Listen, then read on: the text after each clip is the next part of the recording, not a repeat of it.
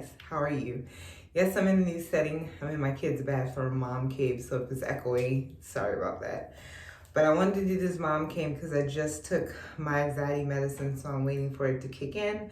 But before it kicked in, I wanted to find out, I guess, by talking, what made me anxious. Because, okay, so how do I say this? Somebody said something to me years ago that really stuck with me. And they said, "You're like your mother, you'll never be happy." And that stuck with me because sometimes I think it's true. Because my house pretty much is everything that I want to do. I have amazing friends. We had an amazing weekend that's not even over. Everything that I ask for, I get. So I sometimes feel ungrateful or selfish, but there's just something in me that's just not happy and not content. And I don't know what that is or what it is that I'm seeking or looking for. And so I'm starting to get to the point that I don't want to believe it's true, that I'll never be happy. But then somebody said to me, "What is happiness? You have to choose to be happy." Or, they asked me, like, because you're on your dating apps and they ask you, "What are you looking for?" And I hate that question. What are you looking for? I don't know what I'm looking for. I'm just looking for I'm looking for a normal person that I can be a friend with, that I can grow with. And they said, there is no normal people. He said it flat out, like, there's no such thing as normal people. And that is true. Like, what is normal? One thing that my ex said to me one time when I said, "I just wish I was crying," I was just like, "I just wish I was normal." And one thing he did say to me that was nice, he said, "Normal is a cycle on a washing machine." So I just don't like dating. I hate it. I hate the awkwardness. I hate the lies. I hate all of it. I just hate it. I hate dating because you already know it's a setup. It's not like a setup, but like it's a setup because they say, "Hey, I want to see you," and then you ask, "Okay, well, what would you like to do?"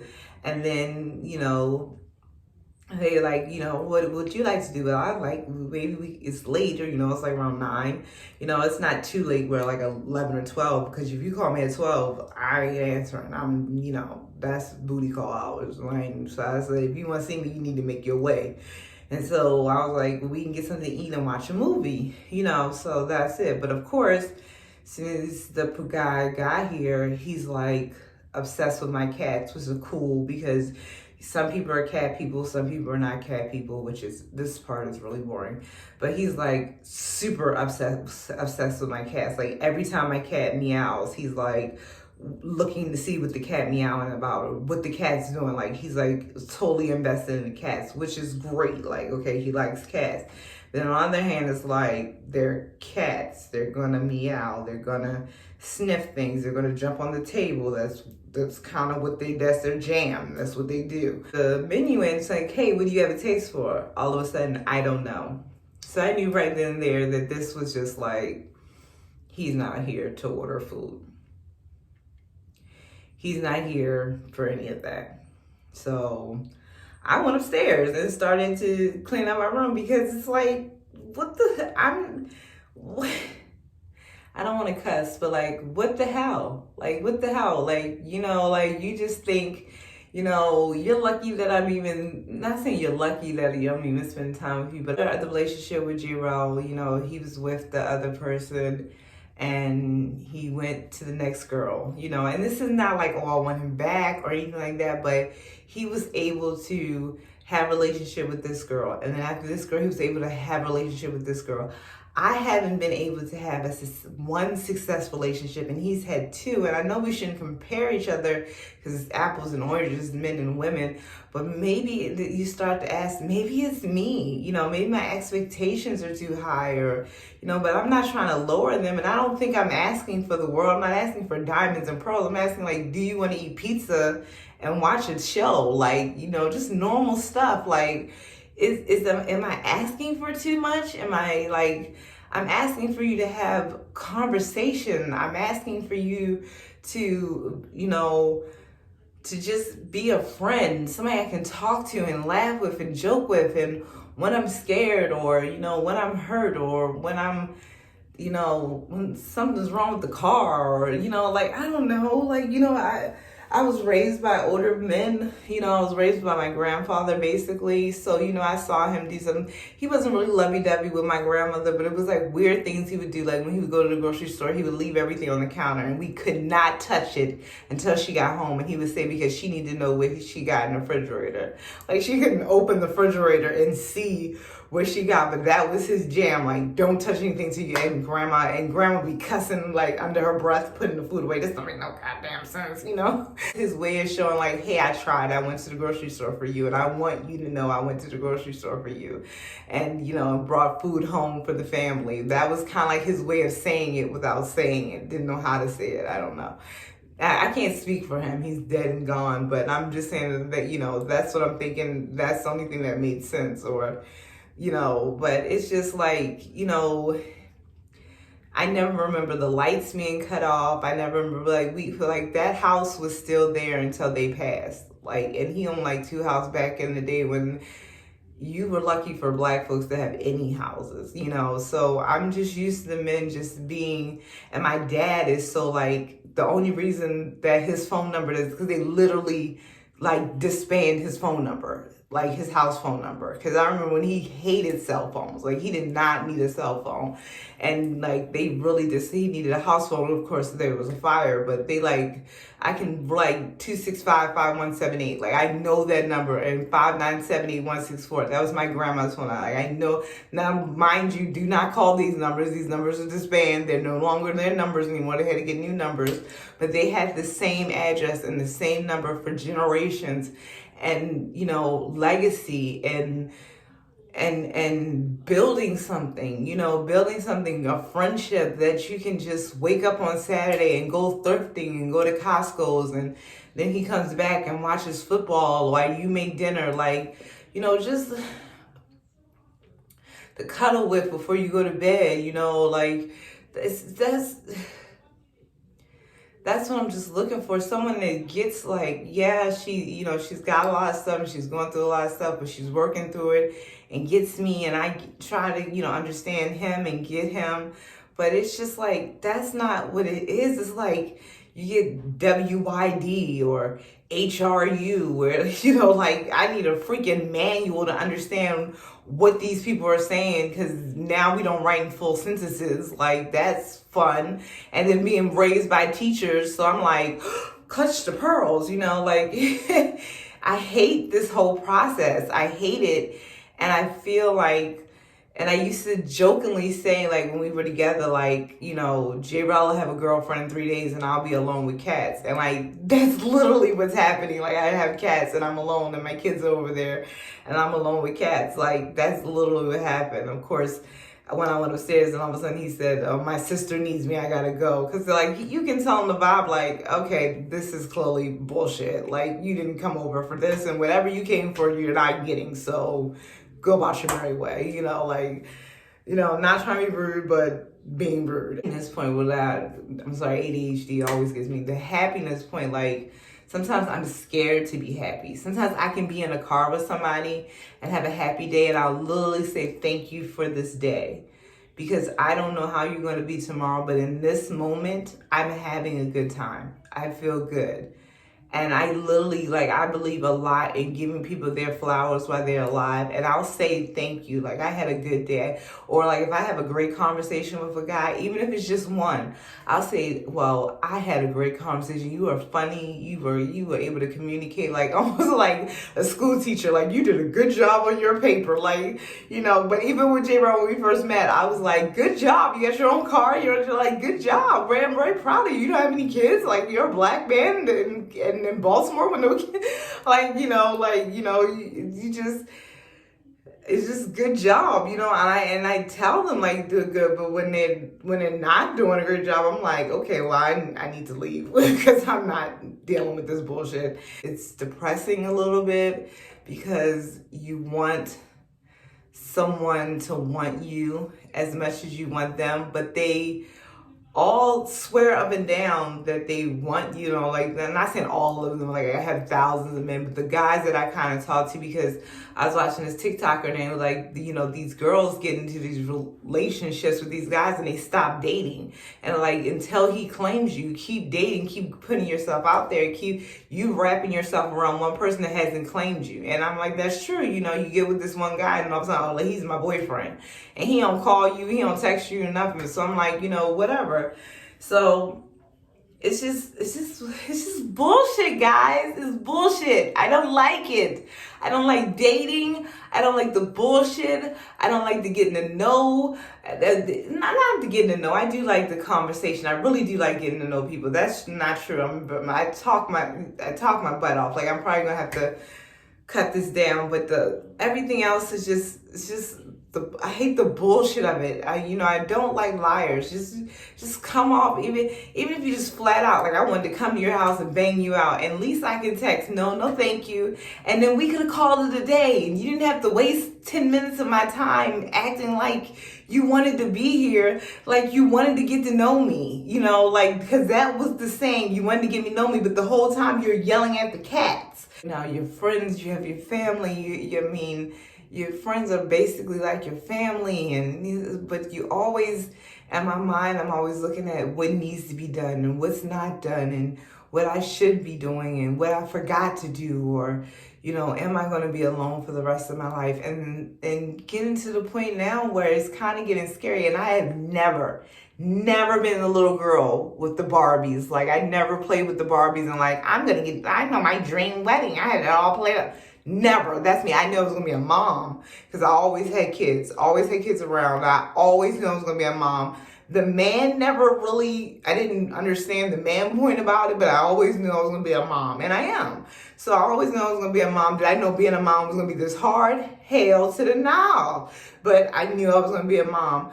But I'm about to be 38 years old and I have never been married. And now I'm just getting to the point, like, am I ever going to get married? Like, now I'm kind of getting scared, where before I could give two. I've been asked, but it's been like, no, like, yeah, I have a baby by you, but I'm not taking no ring and losing my benefits and, like, changing my last name. I'm a Gray, like that's how my mom was for years. And it wasn't until I turned 37 that it was just like, I'm going to be married by I'm 38. I said it one day just so casually, like, by the time I'm 38, I'm going to be married. And it was weird because I am not that girl. I am not letting Aunt Ruth come to dinner and pay $200 a plate. And we haven't seen each other since I was born. I don't even know who you are. I am not her. Now, I want a nice honeymoon. I want our bills paid so when we come back, we're not stressed out. Yes, but I'm like, go to the courthouse, go to Burlington, get some nice stuff for the kids and stuff like that, and take some nice, I will pay for a photographer to take some pictures and go about your bag. Now, maybe like down the line, maybe your 25th anniversary, like really do it up, because you got through that hump. But like the first, you're like just going into debt for I just feel like, who am I studying for? Treated as or handled a certain way. I say that I'm used to being handled a certain way. And the way that these guys are like handling and talking to me, I'm like, no, stop. Like, that's not going to work with me. Like, like, I'm not trying to say I'm a prude.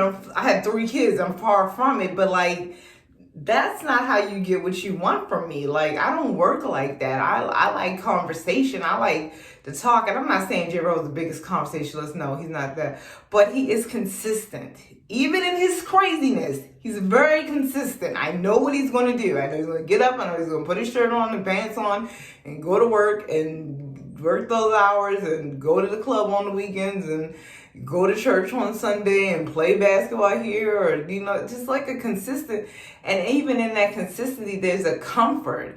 Even there's things that you wish you could change. Sometimes you wish you could take three people and kind of like mush them together and make one person.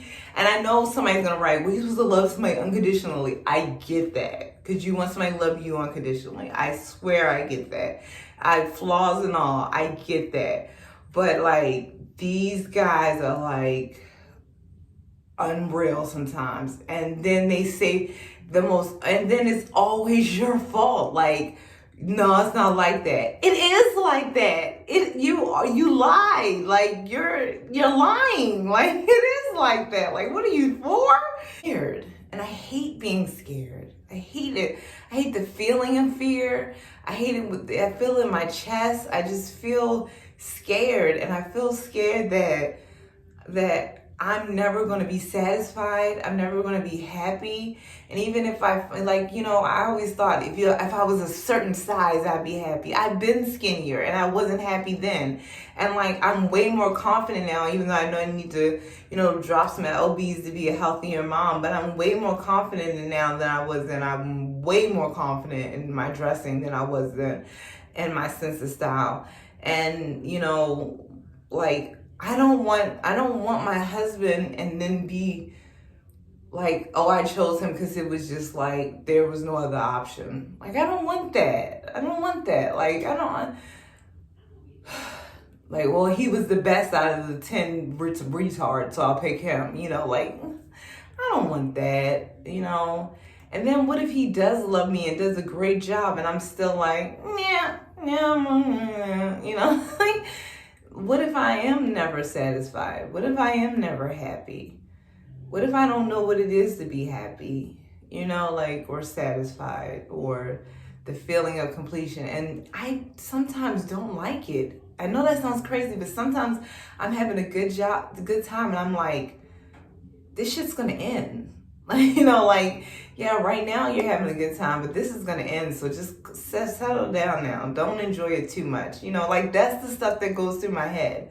Like, don't be too happy. And maybe because, losing a lot of people and things changing and stuff like that, I don't know. But like, I don't want to be afraid to be happy. I don't want to be afraid to, I don't want to be afraid. I don't want to be the angry black woman. I don't want to be, oh, that's just another nigga, I don't want to be her, and that's not me. I love black men, and I know that they're needed in the household, and I know that they're head of the household. I've been raised that way, so that's not my bag, man. I don't want to become that, hard-hearted person, because I've seen that. I've seen women who still talk about their husbands and their husband's been dead for 5 years. Like, I don't want that. Maybe you'll never be satisfied. Maybe you'll never be happy. And it's so funny.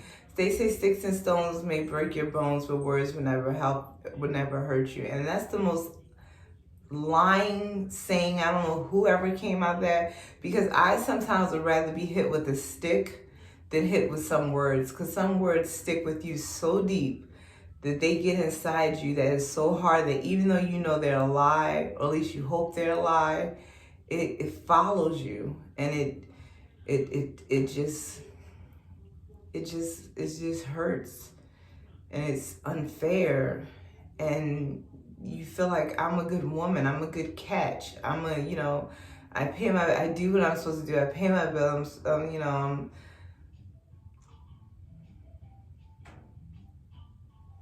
I don't know. I lost my bank card though, again. As I just found ADHD, I can't keep nothing. What is wrong with me? What is wrong with me? Help! Help, YouTube, help! Your girl is a mess. As much as I try to be organized, I always lose something. And I lose the most important shit. And like, you can't lose these things. You need them. Like, and you know how long it takes to get another card again? And I swear I just had it. I don't know, like, I don't know. Thanks for sitting. Okay, I'm not gonna keep saying. Thanks for sitting with my mom cave. I'm gonna try to edit this down because it's 22 minutes, and nobody's gonna sit for 22 minutes and listen to me ramble. But sometimes it's just good to have somebody to talk to when you can't talk to your therapist or listen, and even if nobody watches, the few that do, I think they get me and they know that I'm a genuinely good person. And, I'm just trying to figure this whole single mom life out that I didn't ask for. To my future husband, be safe. Be safe out there. And don't get too hurt by all these other women. And I'm going to try not to get too hurt. So when we get together, and if we are too hurt, we'll just comfort each other. And even though I don't know you, I pray for you.